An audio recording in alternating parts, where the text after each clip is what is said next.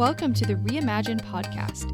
Each week, give yourself 30 minutes and meet the people working hard to create the future of insurance today. Hi, this is Paul Tyler, and welcome to another episode of the Reimagine podcast. Laura, good morning. Good morning. It's great to be back here again, reporting live from the kitchen.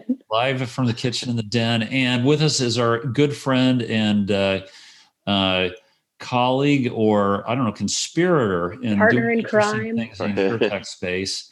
Doug, hey, listen, thanks so much for being our facilitator for panel number one on reimagining retirement. Laura, do you want to sort of talk about what we've been up to? Sure. So last week, and you can check it out in our previous podcast recording, last week we hosted a Reimagining Retirement Forum. So it's the first forum in a 5-part series where we really dive deep into retirement and what does it mean? How has it changed? What is it potentially going to look like? And who are the people who are going to help shape that space? So our first forum kicked off. Doug Roth was our moderator, and we really focused on funding innovation within retirement planning. So we had some interesting guests who had great intel that we'll share with you in today's conversation. But with that, Doug, I don't know if you'd like to share some thoughts, maybe a little bit of a recap of the conversation within the forum and some things that really kind of resonated with you. Yeah, and thank you both for having me participate in the discussion and moderate the panel with Andy and Cole. I mean, easy conversation to have with those two, right? I mean, they're super smart and really active in the industry, making some really interesting investments and have great track records. So yeah, it was a fun conversation for sure. Yeah, and I think that there were some interesting points that were made, right? I mean, I think that we kicked off and it was pretty commonly agreed that life insurance is kind of an underrepresented sector within insurtech investing. Even only a handful of years ago, literally all of the investment was dedicated to and focused on P&C, and only in the last few years has there been investments in life insurance retirement business models. So one would suspect that the entrepreneurial efforts have also similarly followed those trends. Initially really focused on P&C, and only in the last handful of years trying to tackle some of the challenges and problems and areas of opportunity within life and annuity and retirement. So I think that presents some great opportunities as well.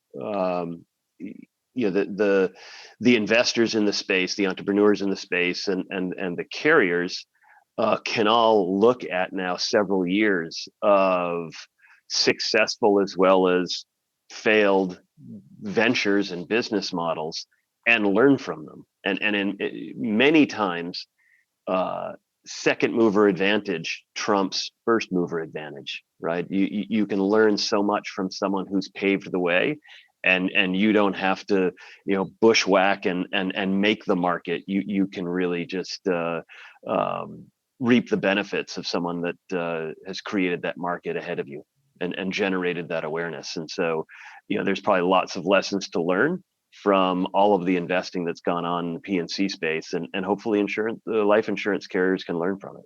So yeah,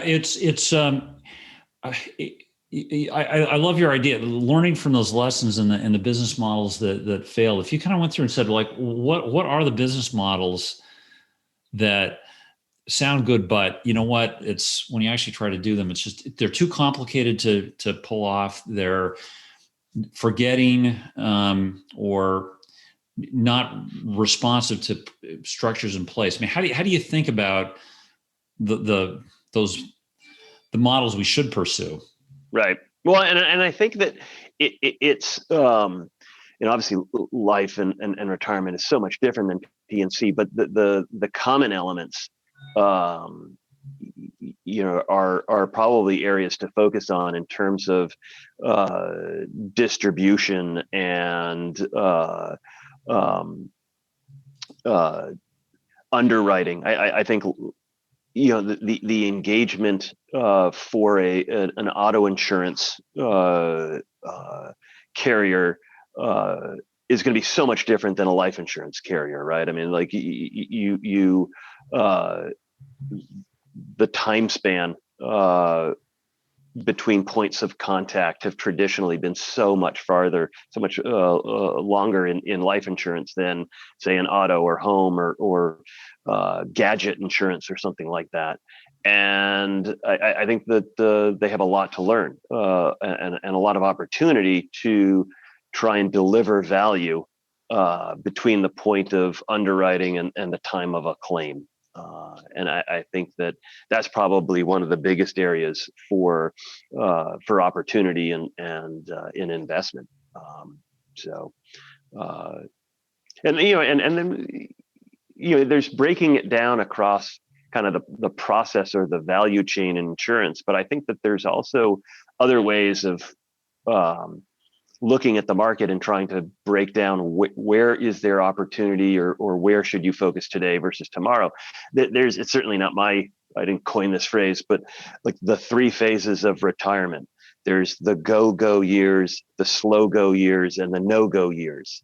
And what I've seen a lot of investment and activity, entrepreneurial activity in is in that third no-go years, right? Which is probably when folks are looking to stay in their homes longer rather than go to a senior living facility. And there's a ton of technology, whether it's wearables or technology in the home to enable that to happen. But there's other phases of retirement, and people need to have different models and different sources of capital saved up to address those other phases as well. So, a lot of different sort of frameworks to look at the industry and figure out where is there opportunity and where can we learn. No, I think you go ahead, Laura. Oh, I was going to say, one of the interesting things, Dave Miles from Manchester Story, in the conversation, he was talking about, there's certain aspects of consumers' wants, consumers' needs, and looking at, tools, technical tools and engagement. It's like you have the do it for me, where you have someone, you need them to do it for you. There's certain things you want to do for yourself, but then there's that combination of, I want you to do some of it. I want to still have control of part of it. And together with technology, we'll solve the thing. Right. So I think it's interesting that you mentioned the 3 stages of retirement, because from what we've seen, Family Eye, for example, is a company that's come through the Upward Labs, and it's focused on that 3rd stage of retirement. But to your point, I don't know that I'm familiar with anybody in the first 1 or 2 stages, and that could be a big opportunity, especially with the silver tsunami, as they say, that's going to be coming up pretty soon. Yeah, no, it's a great point, and I think that obviously in the go years, it really, one would think all you need is capital to kind of do the things that you've now always dreamed about doing in retirement, versus in the next phases you're looking for a little bit of assistance, and there are business models to help fund long-term care or again aging in place, but other than sort of traditional retirement products, what's really helping in the go years. And I'm sure that there's opportunities to innovate there. So. Right. Well, I just kind of ask you a leading question on that one is, Doug, I see insurance, let's see, age tech, prop tech. I haven't seen, and maybe I just haven't looked. I should, it's shame on me, but I haven't seen a Retiretech category yet. Why not? Well, let's coin the phrase right now, let's right? Do it. It's happening right here. File a trademark, Laura. December 3rd, 2020.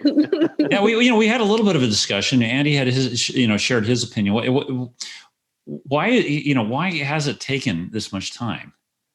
It was a super interesting point that was made by Cole and Andy that I just hadn't thought about it in this way, but it rings true, and that's you know, I think there are entrepreneurs from all walks of life and from all demographics, but I think entrepreneurs sort of gravitate and try and solve problems that they've encountered, and that they have faced. And I think when you're a younger entrepreneur, you haven't faced retirement yet, and so it's still a very amorphous problem. And I think that you're not going to have a lot of younger entrepreneurs, solving problems that they themselves won't experience for 30, 40 years.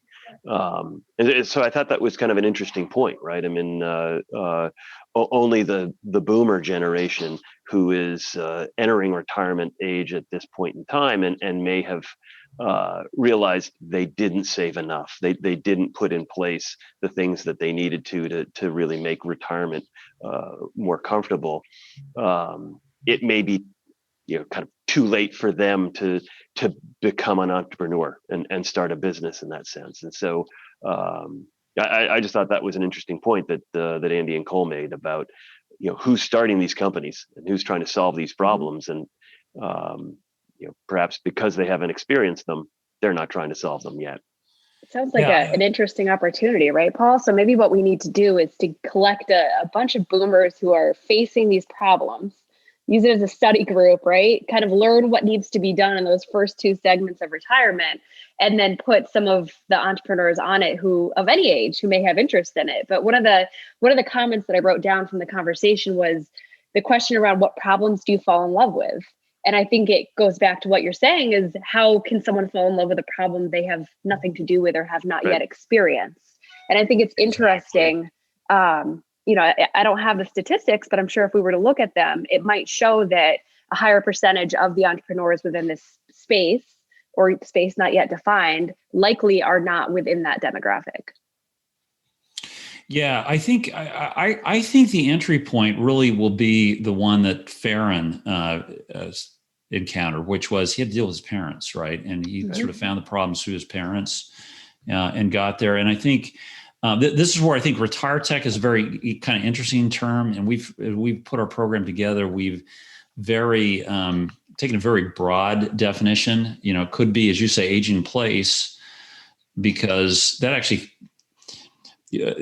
reduces the amount of money you need to spend potentially in retirement, which solves the problem, right? We're, kind of going back to the adage, people don't want to buy a drill, they want to buy the hole. The drill in a lot of instances are the products we make, annuities. Oh my gosh, what are annuities? Do we need another annuity? Well, we probably need better ways to solve some of the holes for people. And I kind of think that's where we're looking very broadly at the retirement area. But I guess switching over to themes. I mean, Doug, in terms of how in your head, if you were taking great notes and sort of synthesizing a lot of this information, what are the big themes there? If I'm going to bet on this silver tsunami or aging 2.0 or whatever, Paul's Retiretech and Lars Retiretech, how do you slice it up?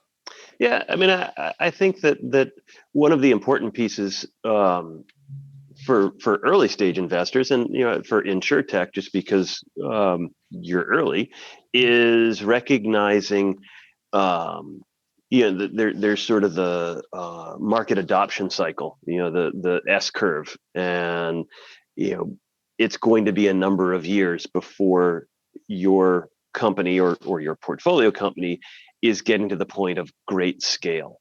And so what problem are you trying to solve today? If you're trying to solve a problem for boomers today, and the ability to age in place, you need something a little bit more mature, because it's happening today and the market is huge today. Whereas if you're trying to start invest in something that is solving a problem that's 3, 5, 7 years that's kind of generally the life cycle of a early stage business. I mean, you need to predict the future. So what is the problems that we're going to be encountering in that time frame? And then you can get a little bit more aggressive on, new technologies and business models and things of that nature. So I think in terms of the themes, there are some mature technologies and sort of known business models that will work to help with the aging in place. Wearables and things of that nature that that work and can be deployed. But really getting innovative in business models for retirement of 20-year-olds, 30-year-olds, those who are just entering the workforce, and getting them to start saving today for those sort of compounded returns. Then I think you can get really, really innovative because you've got the timeline to develop and grow and iterate. So. Yeah, one of the things I heard in the conversation was a lot about education, right? So we're all virtual, digital, whichever term you want to use for it. And I think we will be for quite some time. And then as we look forward to the future, I don't think we're ever going to go back to 100% in person. Now, all that we've learned with what we can do being in front of or behind a screen, whether for better or worse. So my curiosity too, and I think there would be opportunity in this, is the education around these types of things we're talking about at a higher level. So even in yesterday's forum conversation, millennials kept coming up, Gen Z kept coming up, and it's a group of people who may or may not receive the same level of education on finances, why it's important to save, how to save quickly. Gamification came up a lot in conversation. How do you attract a certain group of individuals or an age set into learning more to help themselves down the line? And I think that that's something that is going to be interesting to watch to see how it evolves, because a lot of that was taking place on technology anyway. But now that it's opened up and become a broader scope for those being engaged in it, I think it's going to be an opportunity for someone, if they can do it right, to really get people on board with thinking about retirement when they may have waited 10 or 20 additional years before even having the conversation. Right. And I think that, to our earlier point about, sort of the demographic or the makeup of the entrepreneur solving problems they fall in love with, generally because they've got firsthand experience with those problems. I think what is also true is sort of alluded to you by your comment, Laura, and that's, if we're trying to solve problems for these different sort of named generations, Gen Z and people who are 55 plus and decades of experience in the industry, can they really solve the problems for that younger generation? Right. I mean, can they solve I grew it? up without a computer, right? And so and without a mobile phone and without the internet. And so how can I just think differently than someone who's literally born with an iPad, right? Yeah, right. And knows no other world other than a fully connected world. So I think that might be the second mover advantage, though, right? So as a millennial, maybe if I were wise enough to take advantage of the second mover situation here, where we have this entire subset of individuals who have been in industry, who have had experience for decades, I think if we didn't take advantage of that, use the pieces that people are learning, and then integrate that into what the future could potentially be, I think that would be a loss. Yeah, well, but I'm telling you, the world is changing so quick, and we talked about Doug. This is started to refer to one meeting we had yesterday, but it's on the brain. I look at our website, and of course, we're focused on the older demographic. Younger people, and I'll sort of, I'll kind of wind myself back into this, but just take a step back. Younger generation, the biggest problem is debt. You got most of these kids have kids. That's how old I am. Massive student debt. How do you pay that off, right? And in fact, Jackie Bamman, who was on from our department, talked about, well, yes, companies can help match and pay off student loans, but it's basically diverting money from the 401k match into your student loan, okay, and their whole payments. So their whole kind of interesting issues. So you're really deferring savings in some ways at the workplace to pay down debt over here. And the other one, you say, well, couldn't I just get like a little tiny annuity that every time I run my credit card, I've got, X number of cents goes to my annuity? Well, those are big bets for our industry to make, right? That, first of all, to set up an account, right? Just an annuity or 401k costs this much money. You're going to put in little nickels and dimes, and I've got to count on you doing that, Doug, for the next 20 years before I break even. You get a very weird mismatch between proving a business model out and the time horizon of even an insurance company to make a bet on some of these newer products. So you got those factors happening in this younger demographic. Now, shift to the older one, though, the behavior's changing just unbelievably. Like I would say, I looked at the stats before, actually real time on our event, and realized like the last 7 days, I think if you look at the customers 55 and up, like 60% or 70% of them come to our site off their mobile phone. Interesting, right? Yep. Now, literally, if I looked a little distracted here, it was because I didn't shut off our online web chat. While you were on here, Doug, I had a woman tell me how much money she has in her 401k, the amount of income. She's 58 years old. I won't give you any more information on this. Okay. Wanting to know how her product works. Okay. And I think, Laura, this is, again, we're doing a lot of experimentation around the psychology. I've got her to agree to come up on a Zoom meeting with me after the show. meet the customer where they are. Now, right now, is that, how do you invest in something like this? I mean, it's Zoom, it's online chat. Andy made the comment, there really isn't new tech, a lot of this technology exists. It's just, how do you switch it together? Where's also he said, customer engagement is probably the number one value prop. Can you invest in that? Can you invest in Paul doing online chat, right? In a effective manner? How do you invest in something where I'm cobbling together 15 different pieces of off-the-shelf technology into a business that's new? Yeah, I think that it's not a invention risk. You're taking sort of market risk, and again, it's and I think this is the point, Laura, you mentioned it. What was said in the session with Andy and Cole: fall in love with the problem, not the solution. And so don't fall in love with the tech. Fall in love with the problem. What is the problem? The problem always should be something with the customer. So what are you trying to do for them, improve for them, or some pain point that you're trying to remove from their life? And who cares what the technology is? Who cares what the business model is? As long as you're solving that for the customer. I mean, you hate to be cliche with Field of Dreams, but build it and they will come. If they recognize they have a problem and want to have that problem solved, if you solve it, they'll come find you. The tricky thing is making sure, as an investor, making sure that those things exist, and it's a need to have, not a nice to have. That the market is pulling, and you're not having to push and educate. That Paul, you've got this problem. You don't know it, but you've got this problem, and I can solve it.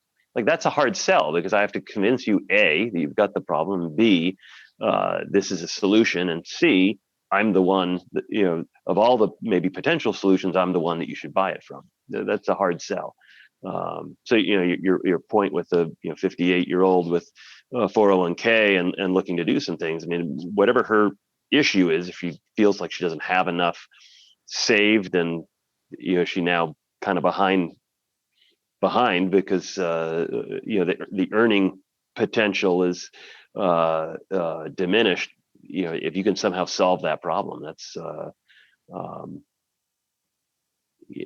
business model. That's a business to invest in. So, but you kind of started by talking about things are moving so quickly, and I think that it's an opportunity and it's a problem. I think in insurance and life insurance, it can be problematic. My background way back when was in telecom, and technology moved very quickly. Product life cycles were accelerating and shortening. But you had these, in your world, in the insurance world, it's regulatory bodies. In the telecom world, it was standards bodies. And the standards bodies always lagged behind technology. The standards bodies were trying to ensure that you pick up the phone and call a telephone. Any telephone on any network in the world can connect to that telephone, right? In insurance, the regulatory bodies are trying to make sure that the products are sound, there's no fraud and so on and so forth. But technology is moving so quickly. Business models are adapting to a digital world and alternative sources of data and AI. Are the regulatory bodies keeping up so that super creative entrepreneurs are coming up with innovative solutions to these real problems, but can they implement them given the regulatory regime? Right. Well, listen, I think this is fascinating. It's a little bit of a shift from us, because but actually kind of natural to us to focus on retirement just because of the business we're in. Laura, what are the questions we have for Doug? I think we're close to the top of our time. Yeah, we're close to the top of our time. I think for me, I'd want to ask, just so everyone knows, because I'm sure they're thinking it. Big suspense, right? How do they get in touch with you, Doug? So, to continue this conversation, we've heard a lot, we've learned a lot, we've referenced previous podcasts. We're going to have upcoming podcasts from the other forums. But if someone's out there thinking a lot about, oh, this resonates, I want to know more, I want to get engaged, how can they contact you? Yeah, so obviously the Connecticut Innovations website's a great place to start. So ctinnovations.com. I'm listed on there, and contact information's on there, but Douglas.Roth at ctinnovations.com is the website, or is the email, and happy to hear from anyone who's interested. I have a lot to learn, so be prepared if you do reach out. I'm probably going to be picking your brain as well. So, all right. Hey, listen, thanks, and thanks again, Laura. We'll see. Next forum up is on. It is on. Dun, dun, dun, dun, drum roll, please. Next week, we are going to be talking about getting seniors to know, like, and trust us in a virtual world. I may actually have subject matter to share here, so who knows? All right. Hey, listen, thanks so much. Thanks for listening, and be sure to subscribe or give us feedback on topics you think we should discuss. And if you're doing a startup, keep plugging away, work hard. And if you're in the carrier space, please come join us, support us, and help some of the entrepreneurs create a new insurance world for all of us. Thanks. Thank you. We want to especially thank today's sponsors, Launch and Symetra. Thanks for listening. If you enjoyed the show, please rate and recommend us on iTunes, Stitcher, Overcast, or wherever you get your podcasts. You can also get more great information about this company and other great startups at imagine.nsre.com.